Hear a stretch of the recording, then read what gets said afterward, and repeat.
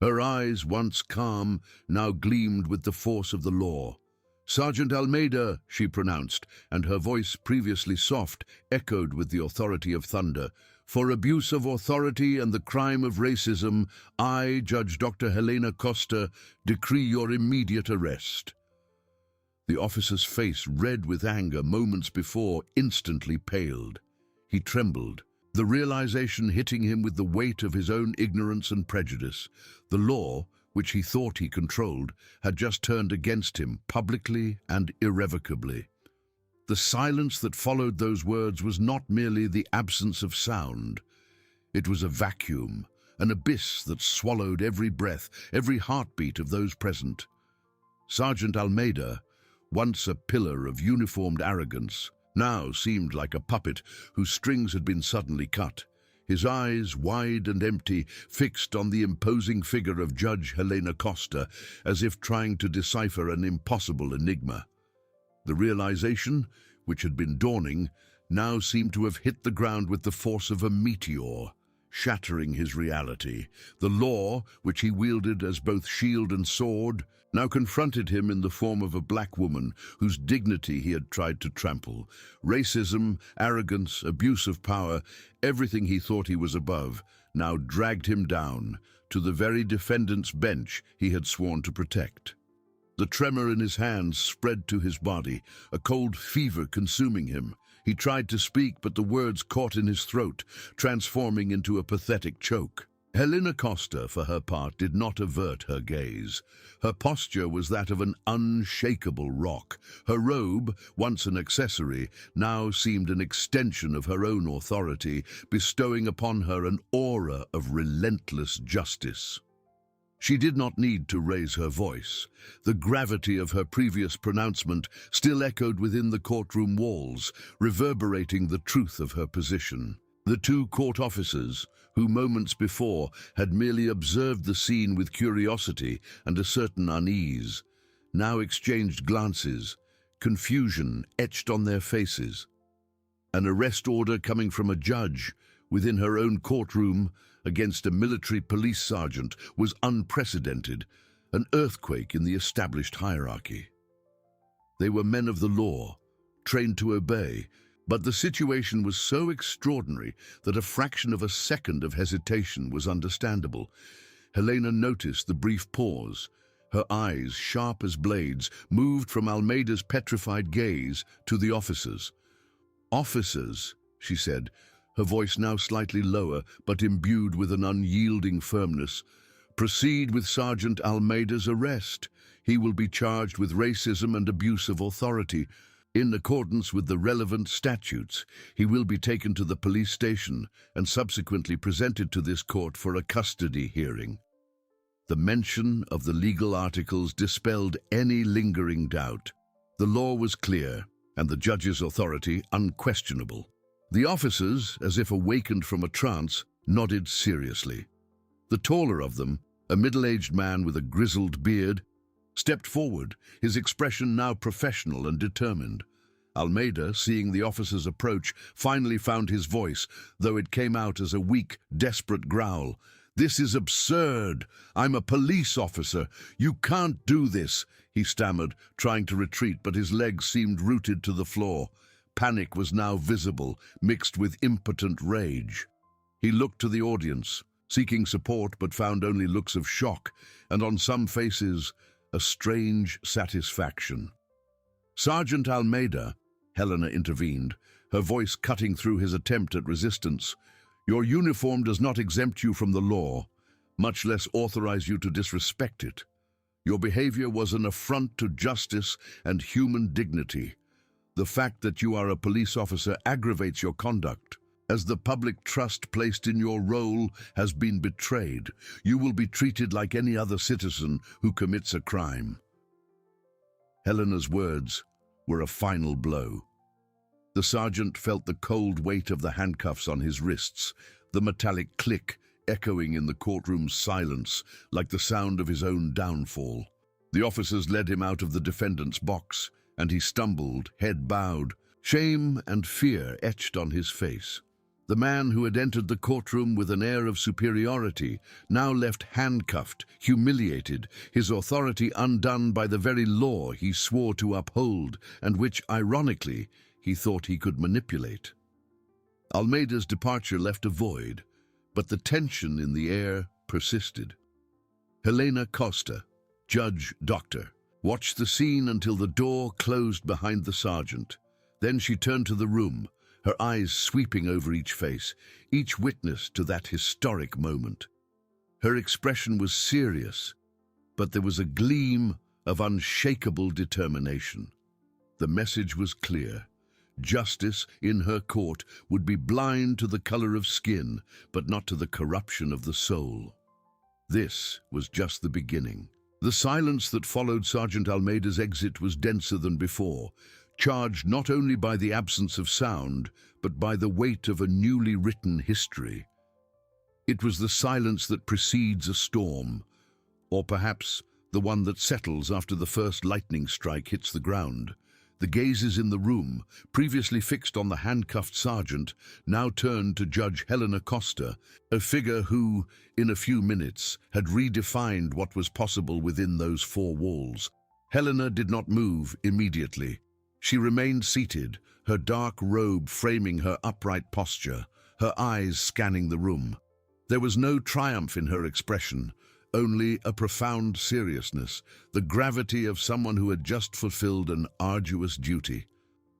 She felt her pulse quicken, adrenaline still coursing through her veins, but her inner voice, the voice of law and reason, was already regaining control. This was not a moment for personal celebration, but for the reaffirmation of principles. The prosecutor, a middle-aged man with a voluminous briefcase, was the first to break the trance. He cleared his throat, adjusting his glasses, visibly shaken by the turn of events. The lawyers, previously absorbed in their own cases, now whispered, some with ill-disguised admiration, others with a shock bordering on fear. The clerk, who had recorded the scene with almost mechanical speed, looked at the judge with a mixture of respect and apprehension. Everyone there knew they had witnessed something that would echo far beyond the courthouse corridors. Helena finally broke the silence, her voice clear and firm, but devoid of any trace of anger or excessive emotion. It was the voice of the law, cold and impartial, yet imbued with unshakable authority. "Ladies and gentlemen," she began, and the entire room quieted. "What occurred here today is not a spectacle, but an unequivocal demonstration that justice does not bow to uniforms, positions, or prejudices. The law is for everyone, and its application must be equally universal." She paused briefly, allowing her words to settle. "In this court, human dignity is a non-negotiable pillar. Any act that violates it, whether through racism, abuse of authority, or any other form of discrimination, will be treated with the rigor the law demands. No one is above the law, and no one is beneath the protection it offers." Her eyes, now calmer but still penetrating, swept the room again. "I understand that the situation may have caused surprise. However, I reaffirm that my decision was made based on the facts witnessed and the laws in force in our country. Sergeant Almeida will have the right to a full defense, like any other citizen, and his case will be judged with the same impartiality expected of all proceedings in this court." The message was crystal clear. There was no room for doubt about the legitimacy of her action. She had acted within her prerogative, and now the legal process would take its course. But the tension, though different, had not diminished. There was a palpable expectation of what would happen next. Helena then looked at the wall clock. Given the exceptional nature of these events and the need to ensure serenity for the continuation of other proceedings, I declare this session adjourned for 1 hour. We will return to proceed with the original agenda after this interval. The decision to adjourn the session was strategic. It allowed time for the dust to settle somewhat, for tempers to calm, and for news of the sergeant's arrest to begin spreading, which she knew would happen in minutes. It was also a moment for her to process what she had done, not in terms of regret, but in terms of the consequences that would follow. As she rose, her robe moved with her, a mantle of authority that seemed to have fused with her very essence. She descended from the dais not in haste, but with calculated dignity. Eyes followed her, some curious, others admiring, some still in shock. She felt the weight of each gaze, but did not allow them to affect her. In the corridors, the buzz was already beginning. Cell phones were pulled out, messages hastily typed. The news of the judge who arrested a police officer for racism in her own courtroom was a fire that would spread rapidly. Helena knew that her life, and perhaps that of many others, would never be the same. That act was not just a judicial decision. It was a declaration that justice, when clad in courage and integrity, has the power to tear down walls and challenge the status quo. As she walked toward her chambers, she could feel the first tremors of the earthquake she had unleashed. The police, the media, public opinion, everyone would react. There would be support, but there would also be fierce resistance. She had challenged a power structure, and power structures do not fall without a fight. But as she looked at the door to her chambers, Helena felt a strange calm. She had done what was right, and that, in itself, was an unshakable force. The game, she knew, was just beginning, and the stakes were incredibly high. But she was ready. She always had been. The door to her chambers closed with a soft click, muffling the buzz that was already transforming into a roar in the courthouse corridors. Helena Costa took a deep breath, the air in her office feeling denser, charged with the electricity of the recently concluded events. Her robe, still on her body, felt heavier now, not from the fabric, but from the weight of the responsibility it represented. She walked to her desk, her steps firm, but her mind in a calculated whirlwind. The outward calm was armor, but inside, the gears of her strategy were already spinning at high speed. She knew that the silence in her chambers was merely the calm before the storm. The act of arresting a military police sergeant within her own courtroom for racism and abuse of authority was not just a judicial decision. It was a punch to the gut of a system that believed itself untouchable. The news, she was certain, was already traveling faster than any messenger, fueled by curiosity and shock. In a matter of minutes, the story would be on every phone, in every newsroom, in every conversation.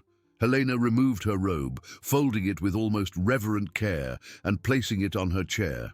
It was a symbol, yes, but also a constant reminder of the oath she had taken. She sat down, turned on her computer, and opened her agenda. There was no time for delight or for fear. There was work to be done. The case against Almeida would need to be impeccable, every step legally justified, every detail documented. She could not allow the system, which would now turn against her, to find a loophole. As she reviewed the next procedural steps, the phone on her desk rang. It was her assistant, Anna, her voice slightly breathless. "Judge Helena, the phone hasn't stopped ringing. The Chief of Staff for the President of the Court of Justice has called 3 times. He wants to speak with you urgently."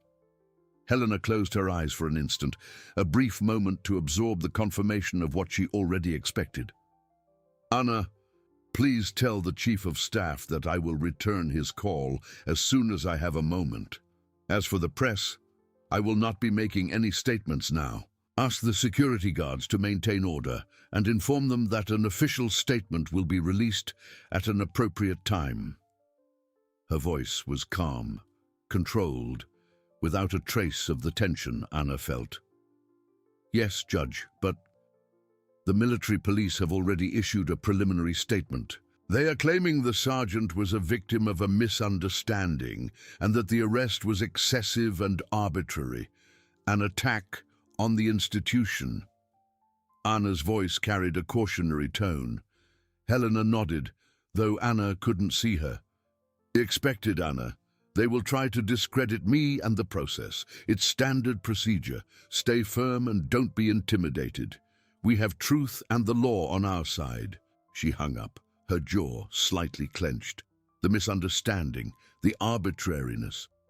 The words were like darts, launched to undermine her authority and the legitimacy of her action. But Helena was not one to back down. She had anticipated this reaction.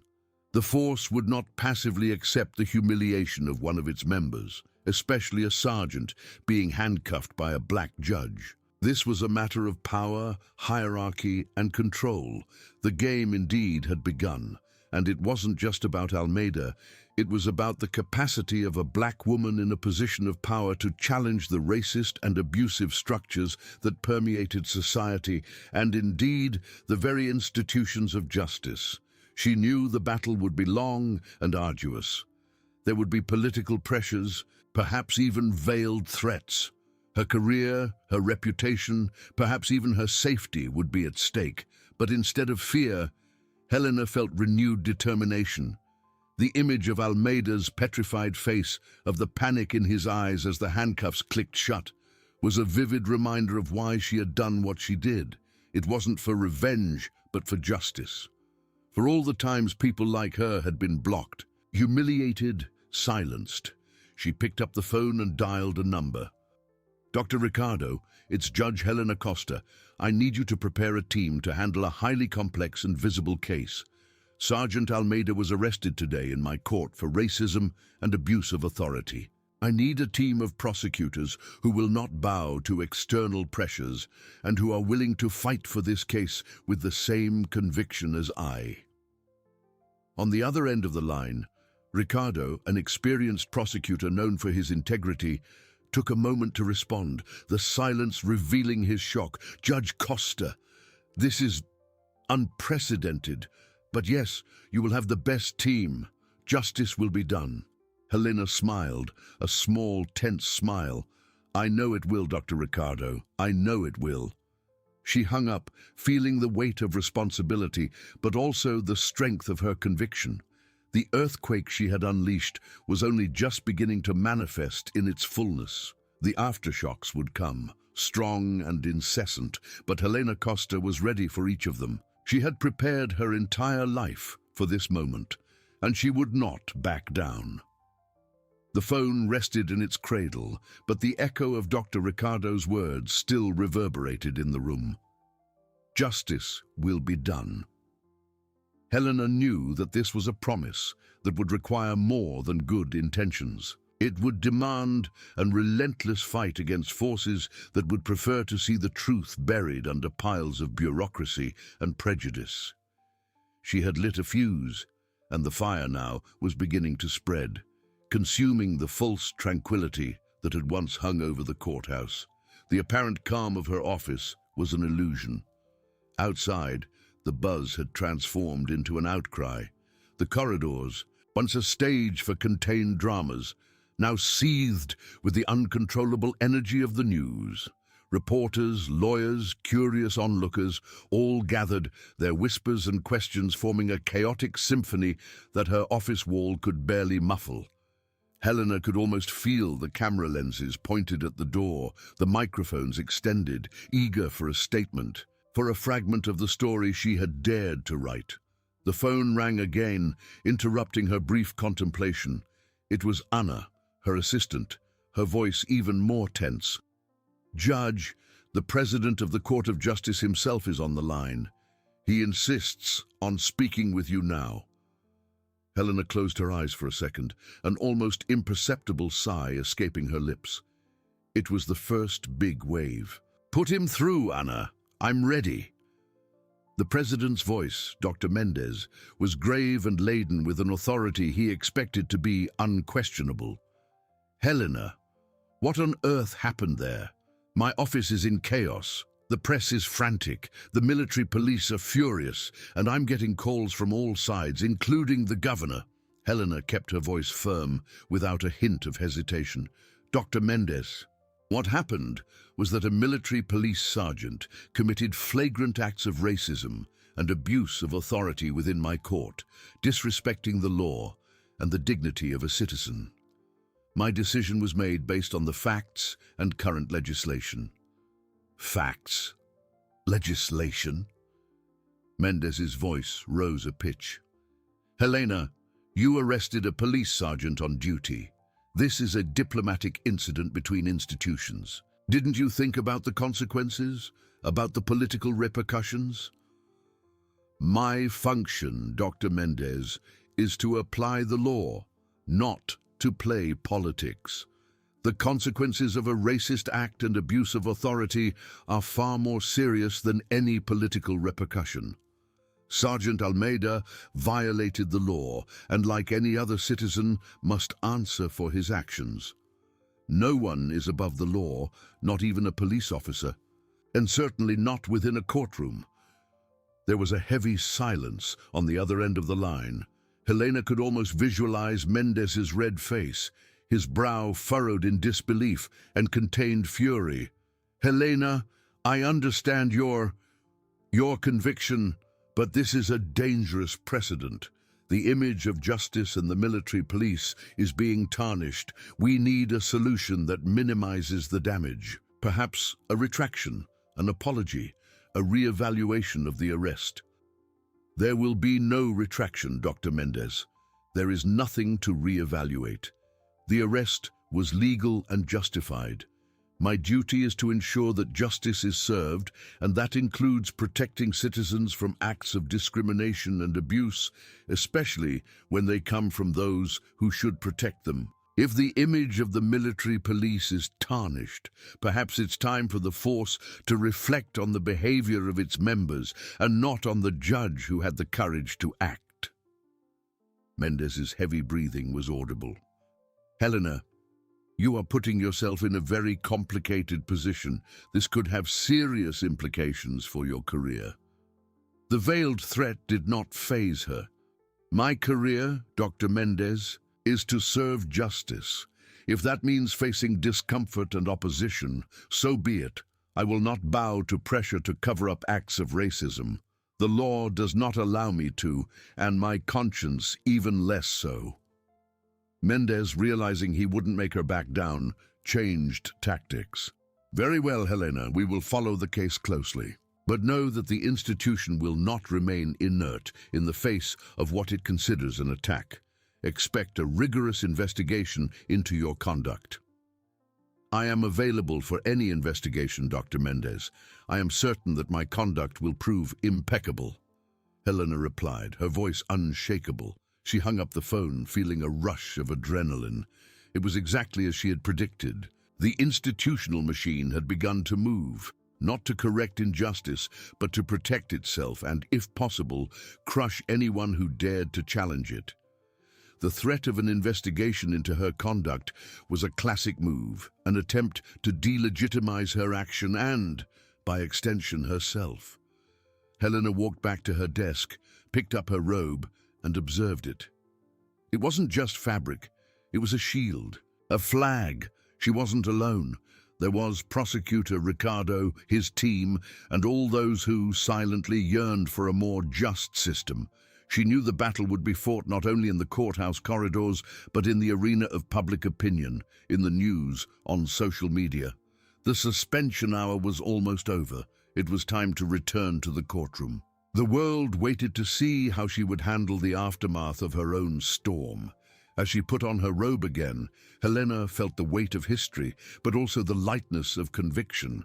She had done what was right, and that, she knew, was a force more powerful than any threat, any political pressure. The game was just beginning, and she was ready to play. The silence Helena encountered upon re-entering the courtroom was unlike any she had ever experienced. It was not the respectful silence of a functioning court, nor the expectant silence before a verdict. It was a charged, dense, almost palpable silence, like the air before a storm. All eyes were fixed on her, the lawyers, the court staff, the few curious onlookers who still dared to remain, and the family of the original defendant, whose faces displayed a mixture of confusion and newly awakened hope. Helena walked to her chair, her robe lightly brushing the floor. Each step was deliberate, each movement measured. She looked at no one in particular, but felt the weight of every gaze. She sat down, and the soft sound of the leather chair was the only noise to break the stillness. Her eyes swept the room firm, unshakable. "Ladies and gentlemen," her voice resonated, clear and authoritative. "The hearing was suspended for a brief period due to a serious incident that required my immediate intervention. Sergeant Almeida has been detained and formally accused of racism and abuse of authority. He will be sent to the police station for the appropriate legal procedures and will have his right to defense ensured, like any citizen before the law." A wave of whispers began to spread, but Helena raised her hand and the sound subsided. "I understand the commotion, but this court will not deviate from its purpose. Justice must be done for all without distinction. The hearing for the case in question will be rescheduled for tomorrow at 9 o'clock in the morning. I ask that all involved be present. As for the incident with Sergeant Almeida, it will follow its legal course independently, but with the same seriousness and rigor." She struck the gavel, a dry, final sound. "Court adjourned for today." The room began to empty, but the energy did not dissipate. Outside, the clamor of the press had intensified, transforming the courthouse courtyard into a media circus. Headlines were already popping up on news portals. "Judge arrests police officer in flagrante for racism." "Earthquake in the judiciary." "Sergeant handcuffed by black judge." "Institutional confrontation." Police versus judiciary. Oh, the polarization was instantaneous. On one side, voices of support and celebration for an act of courage. On the other, condemnation and accusations of judicial abuse of power. Back in her chambers, the phone wouldn't stop ringing. Anna, her assistant, was visibly exhausted, but maintained her composure. "Judge, Dr. Mendez called again. He said the Court of Justice's Internal Affairs has already opened a preliminary procedure to investigate your conduct. And the military police's press office is calling a press conference for late afternoon, promising shocking revelations about the incident." Helena nodded, unsurprised. The institutional machine, as she had foreseen, was in full swing. The Internal Affairs investigation was the first arrow, aimed at undermining her credibility and perhaps even removing her from the case. The PM's shocking revelations would undoubtedly be an attempt to discredit her version of events, perhaps even to invent an alternative narrative that cast her as the aggressor. "Anna, prepare all records of the hearing, including the audio and video recordings of the room. I want every detail, every word from Sergeant Almeida, every moment of my intervention, and ask Dr. Ricardo to call me as soon as he can." Ricardo's voice, when he finally called, was grave. "Judge Costa, the situation is escalating rapidly. The PM is already mobilizing lawyers for Sergeant Almeida, and their narrative is that he was provoked, that you acted disproportionately. They are trying to paint you as an activist judge who used power for a personal agenda. Expected, Dr. Ricardo. It's standard procedure. But we have the facts, we have the witnesses, and we have the law. How is the team?" "The team is ready, Judge. I've selected the best. Prosecutors who won't bend to pressure. We are analyzing every detail, preparing the indictment. But the pressure will be immense. There will be attempts to disqualify witnesses, to question the integrity of the recording, everything, and internal affairs. They won't be easy." "I know, Dr. Ricardo, but we will not back down. This is not just a case of racism and abuse of authority. It is a test for the very integrity of the justice system. If we allow political and institutional pressure to annul a clear act of racism within a courtroom, what message will we be sending to society?" Helena hung up, the weight of responsibility pressing on her chest. The battle would not only be legal, but also one of narratives. She knew that internal affairs would scrutinize her life, her career, looking for any flaw, any weak point that could be exploited. Her reputation, built with years of dedication and rectitude, would be put to the test. But instead of despairing, a flame of determination burned stronger within her. She wasn't fighting just for herself, nor just for Sergeant Almeida. She was fighting for every person who had ever been blocked, humiliated, silenced because of their color, because of their origin. She was fighting for the ideal of blind justice, which does not bow to uniforms or positions. She picked up a glass of water, feeling her throat dry. The game was just beginning, and the pieces were moving quickly. But Helena Costa had prepared her entire life for this board, and she had no intention of losing. The cold glass of water in her hands offered brief relief for her dry throat, but not for the tension that thickened in her chambers. Helena knew the calm was illusory, a forced pause before the next wave. The institutional machine, as she had foreseen, would not content itself with merely defending itself. It would counterattack with ferocity, seeking to demoralize, discredit, and, if possible, annihilate anyone who dared to challenge its status quo. The military police press conference began punctually, broadcast live on all news channels. Helena watched in silence, the television screen in her chambers reflecting the image of a high-ranking colonel with a grave demeanor and an impeccable military posture. Beside him, a hawk-like lawyer ready for battle. The state military police comes publicly to express its deep consternation and indignation, the colonel began, his voice firm and laden with false lament, with the regrettable events that occurred today at the Court of Justice. Our valiant Sergeant Almeida, an exemplary professional with over 20 years of service to society, was a victim of an unprecedented act of arbitrariness and abuse of power. Helena felt a shiver. Victim.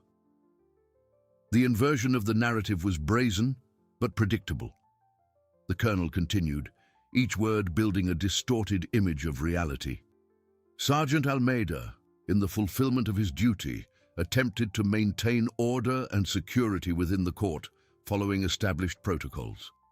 However, he was confronted aggressively and disproportionately by Judge Helena Costa, who, in an act of clear overreach of her prerogatives, detained and publicly handcuffed him, causing him humiliation and irreparable damage to his honor and the image of the force.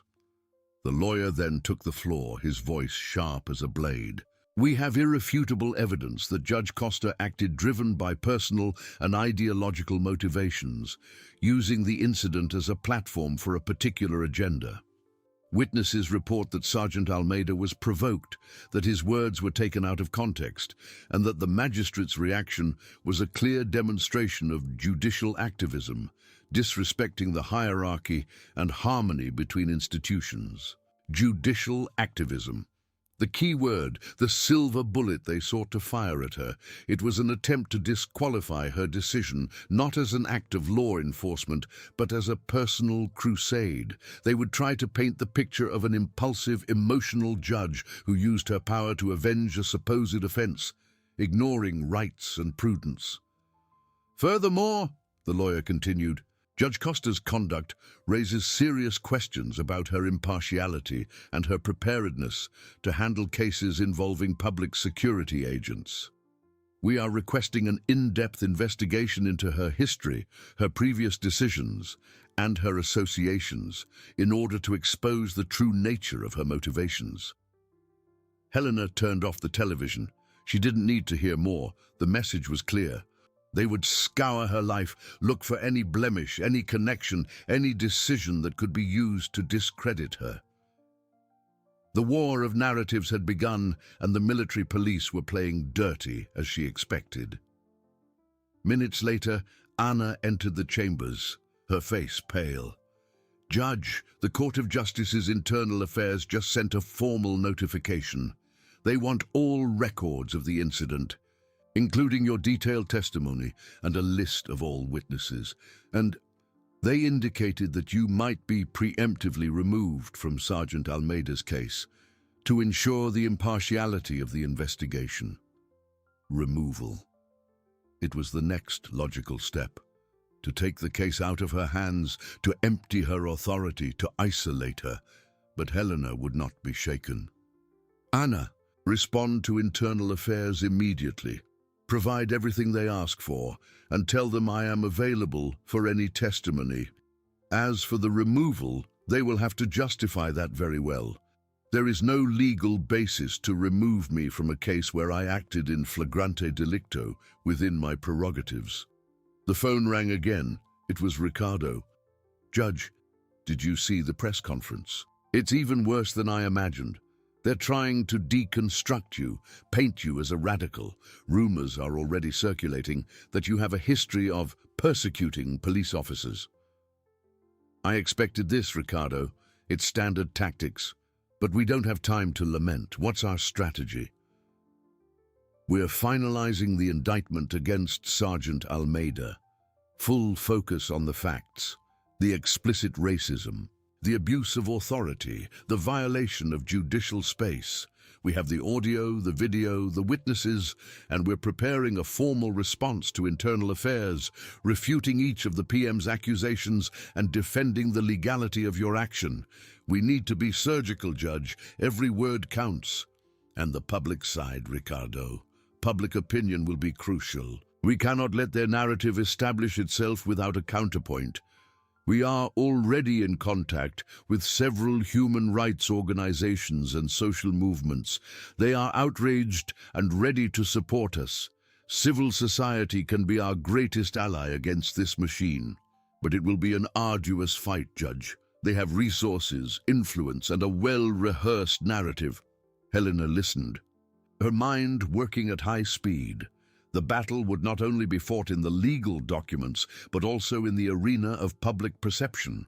The PM would try to turn her into the villain, the symbol of an uncontrolled judiciary. She, in turn, would need to reinforce the image of a judge who defends the law and equality, no matter the cost. Ricardo, I want you to prepare a complete dossier on Sergeant Almeida, service history, previous complaints, any indication of inappropriate conduct. If they're going to scour my life, we'll do the same with theirs, and I want the indictment delivered to the court as quickly as possible. We need to show that we are not backing down. She hung up, feeling the weight of responsibility, but also a crystal-clear clarity. The threat of removal, the defamation campaign, the shocking revelations, all of it was part of the game. A game she was determined to win, not for herself, but for the ideal of justice that the robe represented. The silence in her chambers was now a silence of anticipation. The storm had arrived, and Helena Costa was ready to face it, head held high. The silence in her chambers was now a silence of anticipation. The storm had arrived, and Helena Costa was ready to face it, head held high. The notification from Internal Affairs demanding her detailed testimony and the list of witnesses was not merely a request for information, it was a summons for the first direct confrontation. The threat of removal hung in the air, a constant reminder of the fragility of her position. But for Helena, it was also an opportunity to look the institution in the eye and reaffirm her conviction. She spent the night reviewing every detail of the incident, every article of law, every precedent. There was no room for hesitation or for the slightest flaw in her argumentation. Anna and Ricardo had worked tirelessly, compiling the audio and video recordings, the preliminary witness statements, and a robust legal memorandum that defended the legality of her action in flagrante delicto. The dossier on Sergeant Almeida, though still under construction, already revealed a pattern of behavior that, if not explicitly racist, indicated a propensity for authoritarianism and disrespect. The next morning, the atmosphere at the Court of Justice's Internal Affairs Office was glacial. The Inspector General, Judge Mario Lacerda, a man with an austere demeanor and impeccable reputation, awaited her in his office. Beside him, two legal advisors with open notebooks and pens ready. Helena entered, her posture erect, her gaze firm. There was no nervousness, only a calculated calm. "Judge Costa," began Judge Lacerda, his voice formal and uninflected, "we appreciate your presence. As you know, Internal Affairs has opened a preliminary procedure to investigate the facts that occurred at yesterday's hearing. There are serious accusations of abuse of authority and conduct incompatible with the judiciary." Helena nodded. "I'm aware, Judge, and I am here to provide all necessary clarifications." The military police, in their press conference, alleged that Sergeant Almeida was provoked, that his words were taken out of context, and that you acted disproportionately, motivated by a personal agenda. How do you respond to these allegations? Helena took a deep breath, her voice clear and controlled. "Judge, the provocation allegation is a cynical attempt to invert reality. Sergeant Almeida, a law enforcement agent, blocked a black citizen at the door of a public hearing using explicitly racist and disrespectful terms. He referred to her as a relative of an inmate, a stigma that not only humiliated her but also undermined the presumption of innocence and human dignity. This is not provocation. It is blatant racism and abuse of authority within a temple of justice." She paused, fixing her gaze on the Inspector General. "My action was not motivated by a personal agenda, but by the constitutional duty to uphold human dignity, equality, and the integrity of the justice system. As a judge, I have the power and duty to act in flagrante delicto, especially when it occurs under my jurisdiction and violates fundamental principles." One of the advisors cleared his throat. "But weren't the detention and public handcuffing excessive, Judge? Were there no other ways to handle the situation?" "No, there weren't," Helena replied without hesitation. "Sergeant Almeida, even after being identified and warned about the illegality of his conduct, persisted in his attitude. His refusal to retract and his defiance of judicial authority, stating that no one handcuffs me here, demonstrated clear resistance and contempt for legal order. The handcuffing, though regrettable, was a necessary measure to ensure order, security, and the effectiveness of the arrest in flagrante delicto, in accordance with established legal principles that permit the use of handcuffs in cases of resistance or well-founded fear of escape or danger to oneself or others. Do you understand that your action could be interpreted as a dangerous precedent, Judge?" questioned Judge Lacerda, his brow furrowed. "A judge detaining a police officer in open court. This could generate an unprecedented institutional conflict. Judge, the dangerous precedent would be inaction. The dangerous precedent would be to allow a law enforcement agent within a court to commit an act of racism and abuse of authority with impunity. The institutional conflict, if any, will not be generated by my defense of the law, but by the failure to recognize and punish the violation of the law. My robe is not a shield for impunity, but a symbol of justice that must be applied to all without distinction of uniform or position." Helena handed over a copy of the legal memorandum prepared by Ricardo. "Here are the legal foundations that support my decision, and we have the audio and video recordings of the hearing, which prove every one of my words and every act of Sergeant Almeida." Inspector General Lacerda flipped through the document, his eyes scanning the pages. There was a glimpse of something in his gaze, perhaps recognition of the solidity of the arguments, perhaps the frustration of having to deal with such a complex situation. The military police also requested an in-depth investigation into your history, your previous decisions, and your associations. Judge Costa, Judge Lacerda continued, turning to face her again.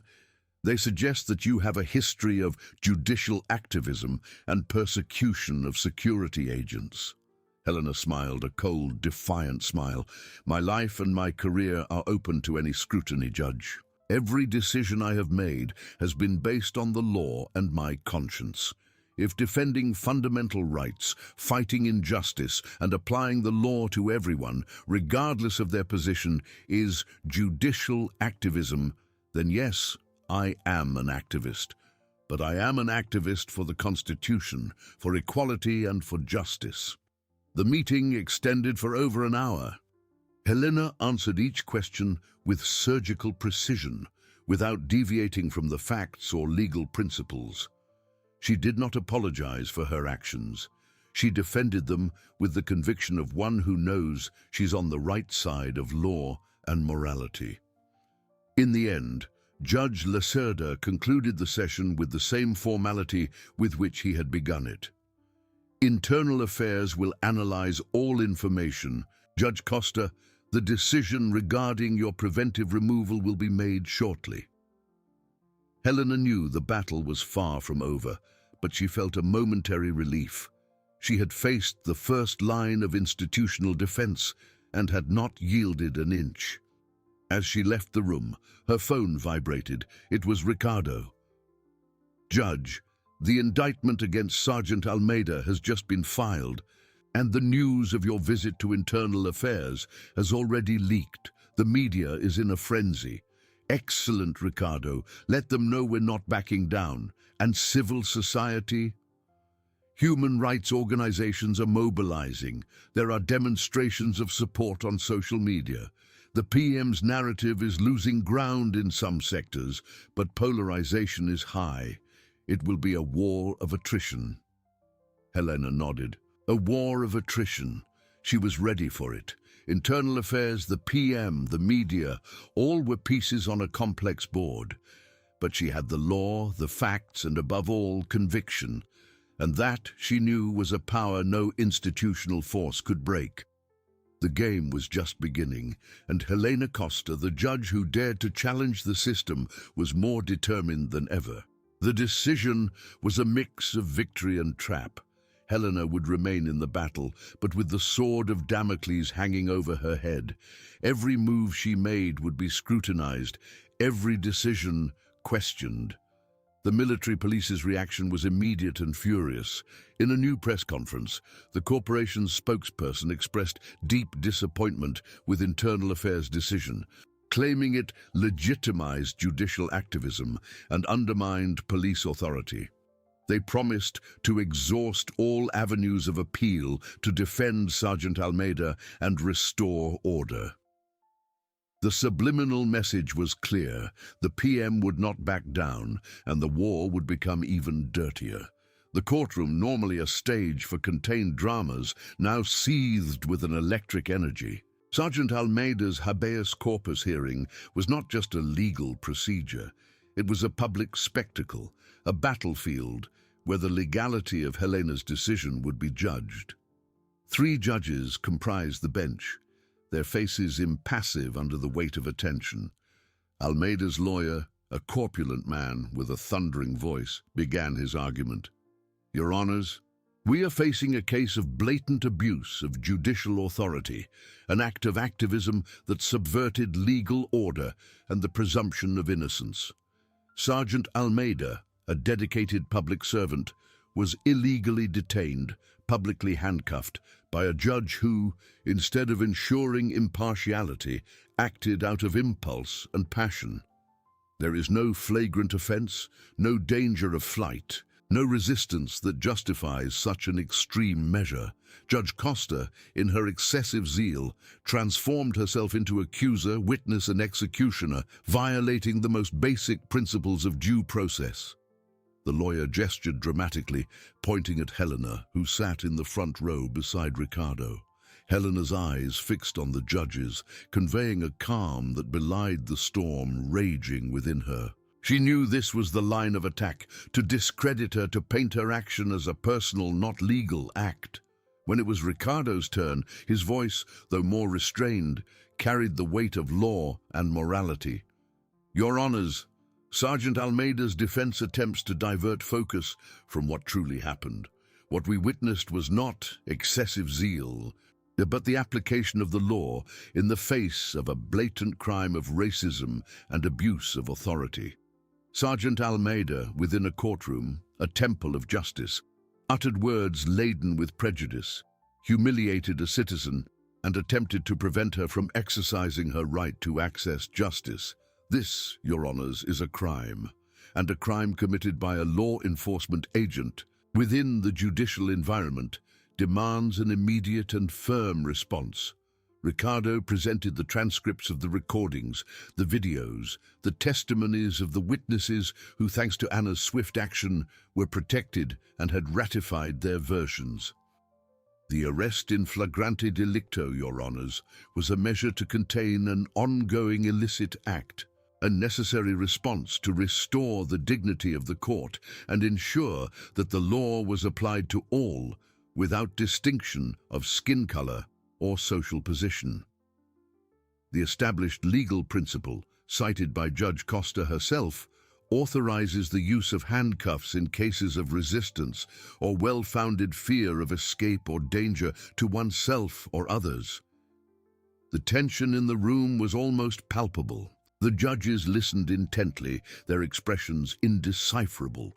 The decision would not only be about a police officer's freedom, but about a judge's authority and the message the judiciary would send to society. Would impunity be tolerated in the name of order, or would justice prevail over prejudice and abuse? After hours of argument and rebuttal, the judges retired to deliberate. Helena felt her heart pound in her chest, but her posture remained erect. She had done what was right, what the law demanded. Now the fate of her decision, and perhaps her career, lay in their hands. The judge's return was preceded by a heavy silence. The presiding judge, Judge Castro, cleared his throat before delivering the verdict. After a meticulous analysis of the records, the evidence presented and the arguments from both parties, this panel, by a majority vote, decides to deny Sergeant Almeida's request for habeas corpus. A collective gasp echoed in the room. Almeida's lawyer paled, while an almost imperceptible relief passed over Ricardo's face. Helena felt a wave of exhaustion, but also deep satisfaction. The law had prevailed. Justice, in that moment, had been served. Judge Castro continued. Judge Costa's conduct, though atypical, was deemed a proportionate and necessary response given the gravity of the facts and the flagrancy of the crime of racism and abuse of authority. The dignity of the court and the protection of fundamental rights must be preserved at all costs. Sergeant Almeida's arrest, therefore, is maintained. The news spread like lightning. The media, eagerly awaiting outside, exploded in flashes and microphones. The PM, in shock, promised to appeal. But for now, Helena had won the first major battle. Sergeant Almeida would remain detained. The message was clear. No one was above the law, not even a uniformed police officer within a courtroom. Upon leaving the room, Helena was surrounded by reporters. She said not a word, just a firm nod, a gaze that conveyed the strength of her conviction. The war of attrition was far from over. The disciplinary proceeding against her still loomed like a shadow. But the habeas corpus victory was a powerful reminder that justice, when defended with courage, could indeed move mountains. And Helena Costa was just beginning the climb. The habeas corpus victory echoed like thunder, but it brought no calm. The courtroom, once a cauldron of tensions, emptied quickly, leaving behind only the hum of flashes and the incessant buzz of the press. For Helena, it was not a moment of celebration but of reaffirmation. The law had spoken, and the voice of justice, for a brief instant, had overcome the clamor for impunity, but she knew it was merely a skirmish won in a much larger war. News of the habeas corpus denial spread like wildfire, igniting news reports and social media. On one side, civil society and human rights movements celebrated the decision as a landmark, a sign that the judiciary was finally beginning to take a stand against institutional racism. On the other, the military police, in an official statement laden with indignation, declared that the decision was a serious precedent that weakened police authority and encouraged disorder. They promised to exhaust all avenues of appeal, transforming the Almeida case into a symbol of their own resistance. The war of narratives was in full swing, and Helena was in the eye of the hurricane. In the office, Helena's team gathered, exhaustion etched on their faces, but determination still alight. Ricardo, his voice hoarse, analyzed the next steps. They will appeal, Judge. They will try every instance, use every resource. But today's decision is a solid foundation for maintaining the arrest. What worries me now is the pressure on the disciplinary proceeding. Anna, ever pragmatic, already had a plan. We need to strengthen witness protection. The PM will intensify intimidation. I've already activated contacts in NGOs to closely monitor any suspicious movements. And Sergeant Almeida's dossier continues to grow. There are more reports of inappropriate conduct, of abusive approaches. Nothing that directly incriminates him for racism in other cases, but the pattern of authoritarianism is undeniable. Helena listened, absorbing every word. The habeas corpus victory, though crucial, had only intensified the focus on her.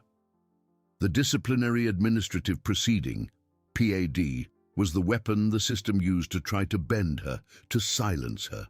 The formal notification arrived the next morning, a sealed envelope with the Court of Justice's emblem.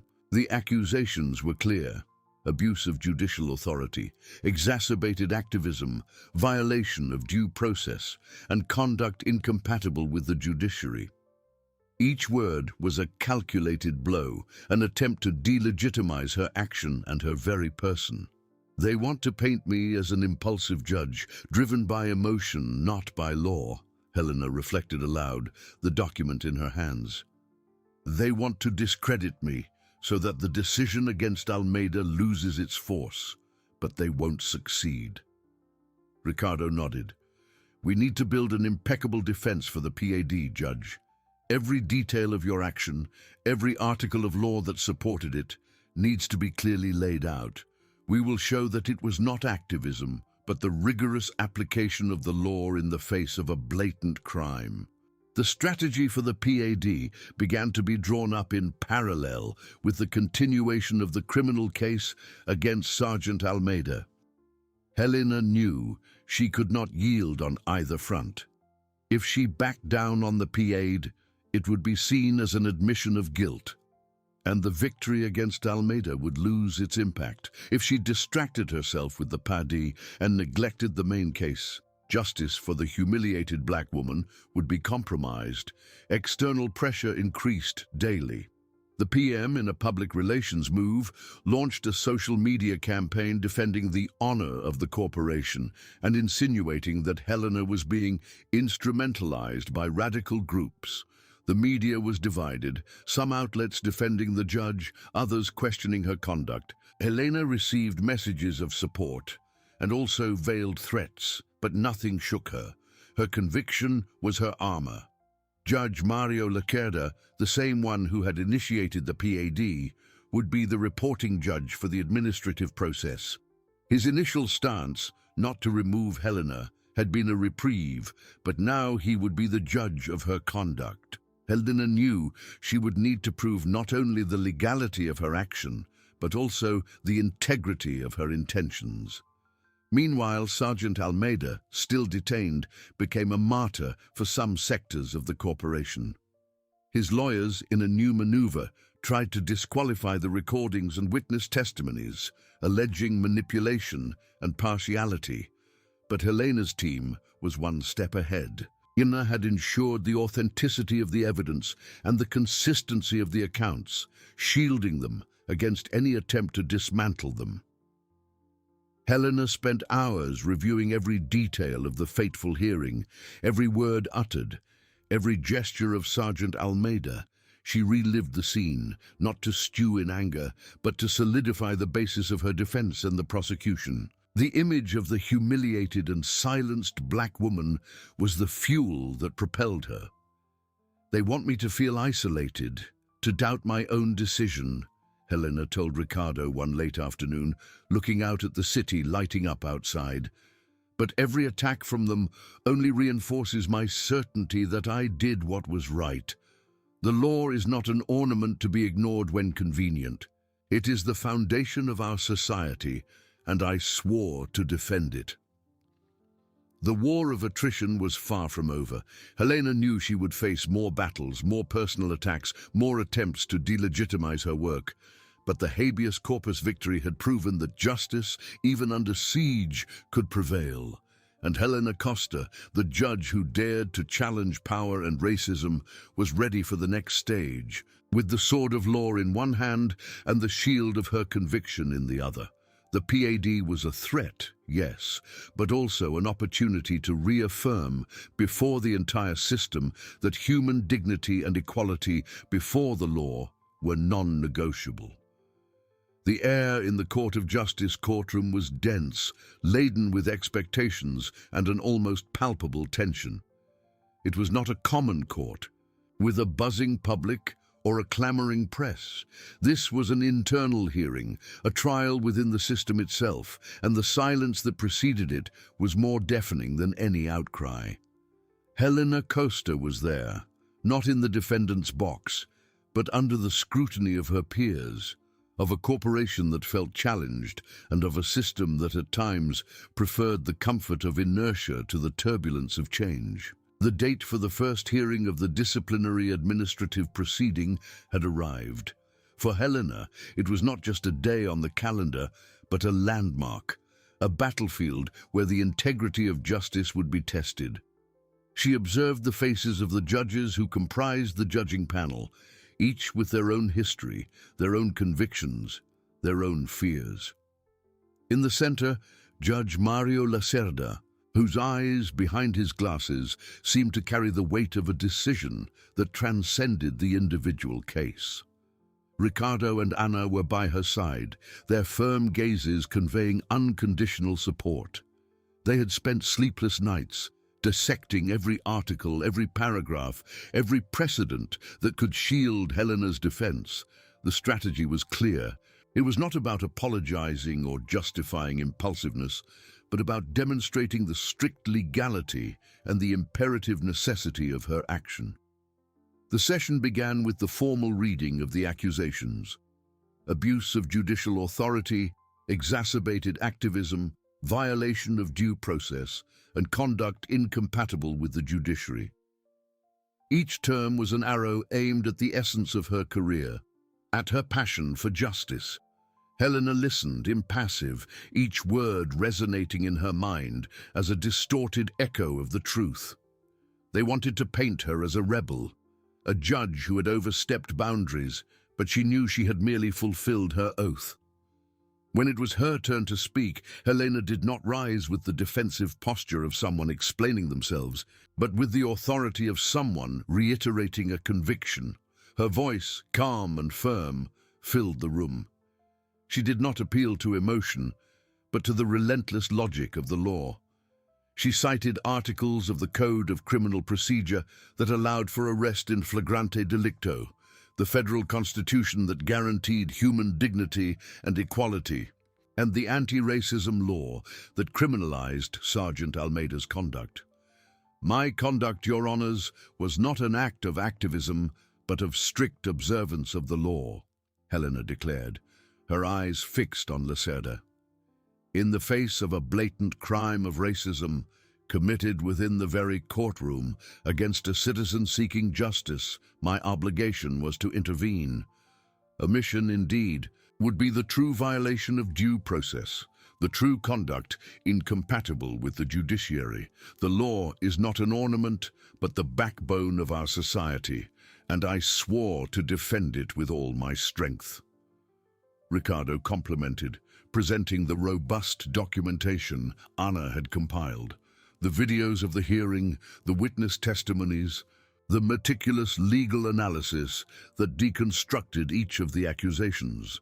He argued that Helena's action was not only supported by law, but was a moral and constitutional imperative.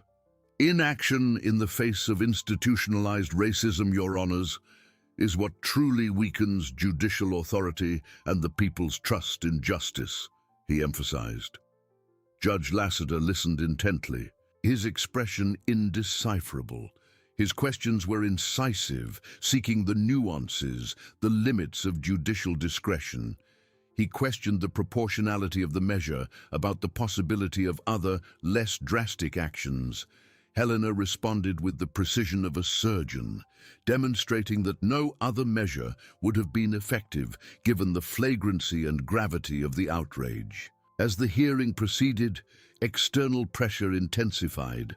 Outside the court, pro-police demonstrators and human rights activists confronted each other in a clash of narratives.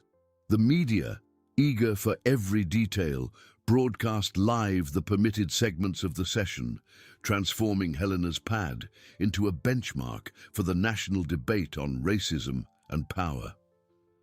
Helena knew the battle was far from won. The system was complex. Its gears moved slowly and resistance to change was powerful. But at the end of that first day of the hearing, looking at the faces of Ricardo and Ana and feeling the strength of her own conviction, she knew she had planted a seed of truth and justice that, no matter how arid the ground, would one day blossom. The fight against racism and for the integrity of the law was a marathon, and Helena Costa was ready to run every kilometer, certain that human dignity was non-negotiable. The next stage would be even more challenging, but she would not back down. The heavy door to Judge Lacerda's chambers closed behind Helena, muffling the buzz from the corridor. The first day of the disciplinary administrative proceeding hearing had ended, but the battle was far from decided. The night air, unlike the suffocating atmosphere of the room, was a chilling relief that couldn't dissipate the tension still enveloping her. Ricardo and Ana walked beside her, their faces marked by fatigue, but with unshakable determination. "They tried to corner us with the proportionality issue, Judge," Ricardo commented as they descended the courthouse stairs. "But your response was surgical. No other measure would have been sufficient given the flagrancy." Helena merely nodded. The words still echoed in her mind. Exacerbated activism, incompatible conduct. It was an attempt to dehumanize her, to reduce her action to an emotional outburst, ignoring the coldness of the law that supported her. But she knew the truth. And the truth, however inconvenient it was for the system, was her only weapon. The next day, the repercussions were overwhelming. Television channels showed excerpts from the hearing, legal analysts debated the validity of her intervention, and social media seethed with divided opinions. For some, Helena was a hero. For others, a dangerous judge who had broken with order. The external pressure was a thousand-headed monster, each head shouting a different narrative. But Helena would not be shaken. Her compass was internal, guided by an oath she took too seriously to yield to the clamor. The second session of the PAD was marked by an even denser atmosphere. Judge Lacerda, with his impassive demeanor, seemed to probe every word, every silence. The prosecution's strategy, represented by a prosecutor from the court itself, was clear: to disqualify the scene of the flagrant offense, minimizing the racism and maximizing Helena's supposed exaggerated reaction. "Judge Costa," the prosecutor began, his voice slick as oil, "could you describe to us, in detail, the exact moment when you, still as an ordinary citizen, were prevented from entering the courtroom? And more importantly, what led you to believe that Sergeant Almeida's attitude constituted a crime of racism and not just a misunderstanding or an excess of zeal?" Helena's gaze fixed on the prosecutor. It was the question everyone expected, the crux of the matter. It was time to relive the humiliation, to expose the wound, not for herself, but so that the court and the world could understand the depth of her action. "I was not an ordinary citizen, Counselor," Helena corrected, her voice calm but imbued with an authority that transcended the moment. "I was a citizen awaiting to assume my function, and I was blocked at the door of the courtroom where I was scheduled to preside by Sergeant Almeida." She paused, allowing the image to form in everyone's mind. "He approached me with an arrogance I unfortunately already knew. 'A prisoner's relative stays outside,' he said, without even looking me in the eyes, as if I were invisible or worse, as if my presence there was an affront to his authority. This phrase, prisoner's relative, is a deeply stigmatizing term, implying criminality by association." The room fell into a sepulchral silence. Helena continued, her voice gaining strength. "I tried to explain, with the calm the situation demanded, that I was the presiding judge for that hearing. But he wouldn't listen. He saw only a black woman, and in his distorted mind, a black woman could not be the authority there.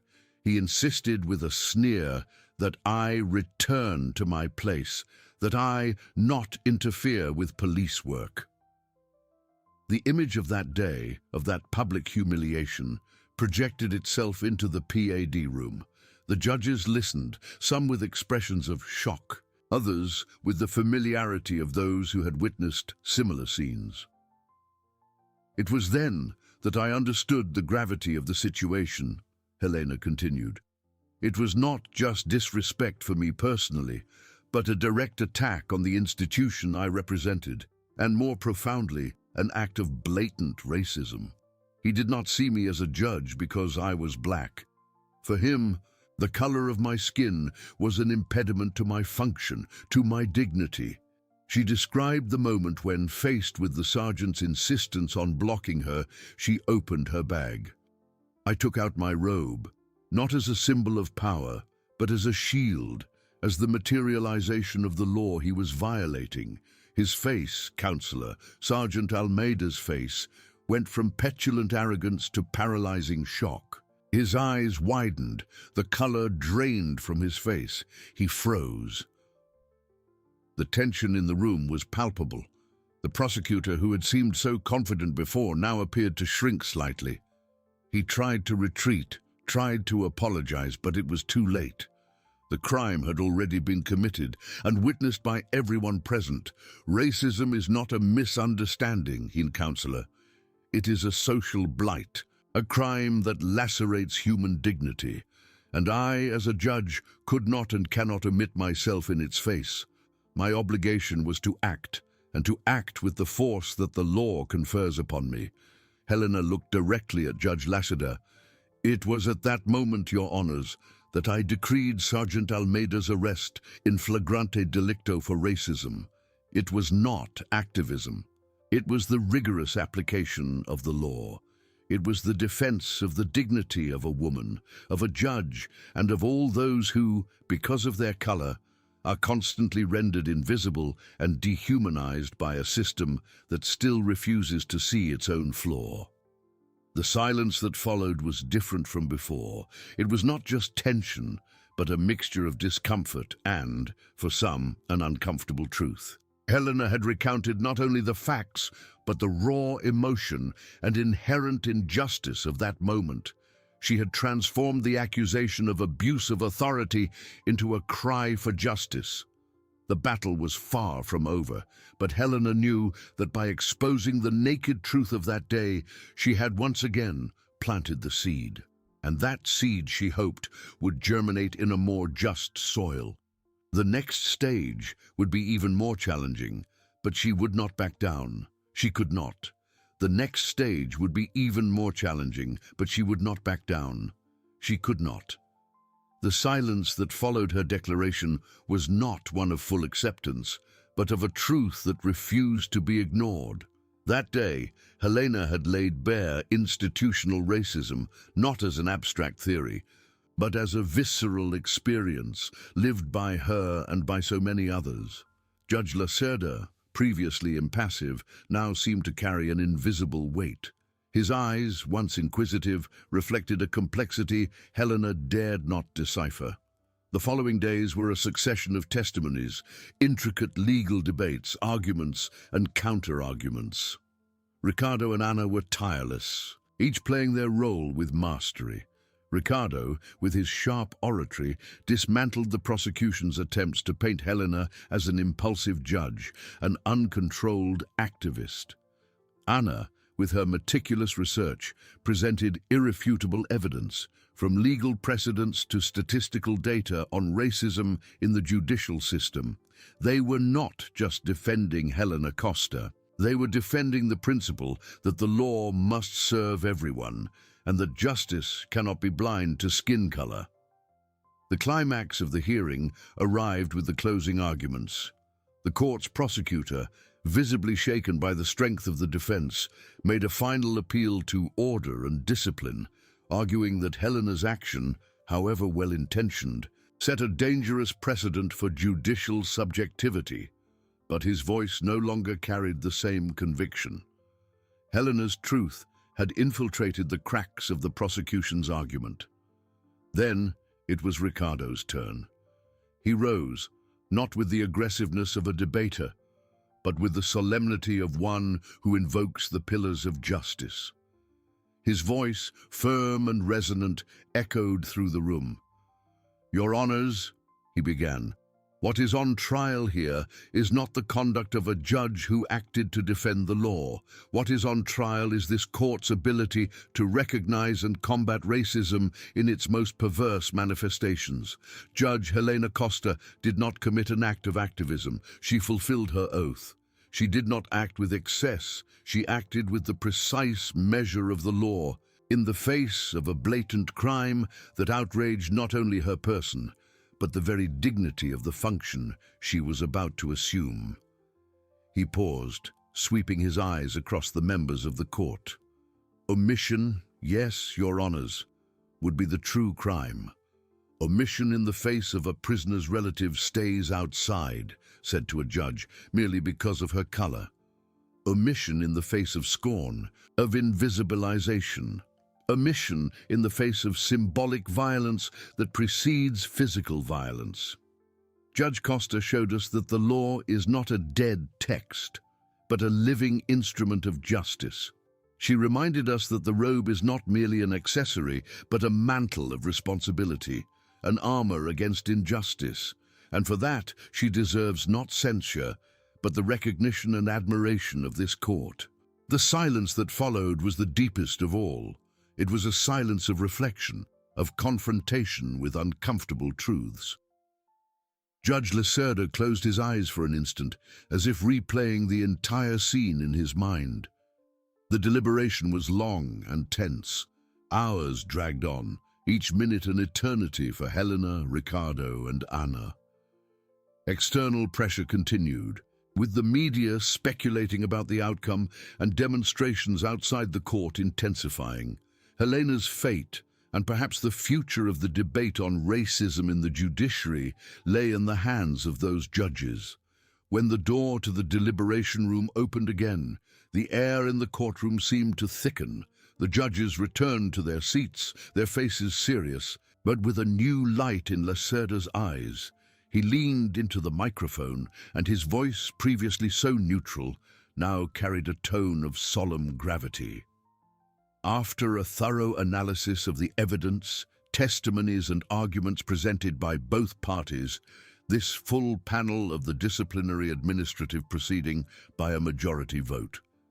Lacerda paused dramatically, and Helena felt her heart pound in her chest.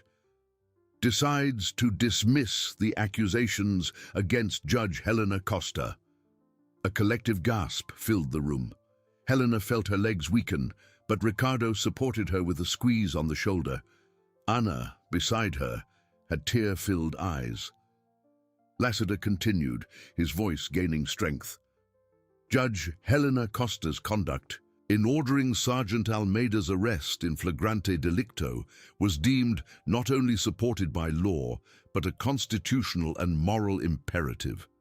This court recognizes the gravity of the act of racism suffered by the judge and the need for a firm and immediate response. Judge Costa's decision reaffirms judicial authority and the non-negotiable dignity of the human person, regardless of their race or function. He didn't stop there. Additionally, this court will forward an official letter to the military police's internal affairs and the public prosecutor's office so that appropriate measures are taken regarding Sergeant Almeida's conduct, who is already under criminal investigation for racism and abuse of authority. Justice, in this case, will not only be reparative, but also pedagogical. Outside the court, the news spread like wildfire. Human rights activists erupted in applause and shouts of victory. The media, which had previously debated the controversy, now celebrated the decision as a landmark. Helena Costa was no longer just a judge, she was a symbol. Upon leaving the court, Helena was met by a crowd of supporters. The camera flashes blinded her, but she didn't care. She looked at Ricardo and Anna, her partners in this battle, and a genuine smile lit up her face. The seed had blossomed. That night, in her apartment, Helena reflected on everything: the humiliation, the struggle, the victory. She knew the war against racism was far from over.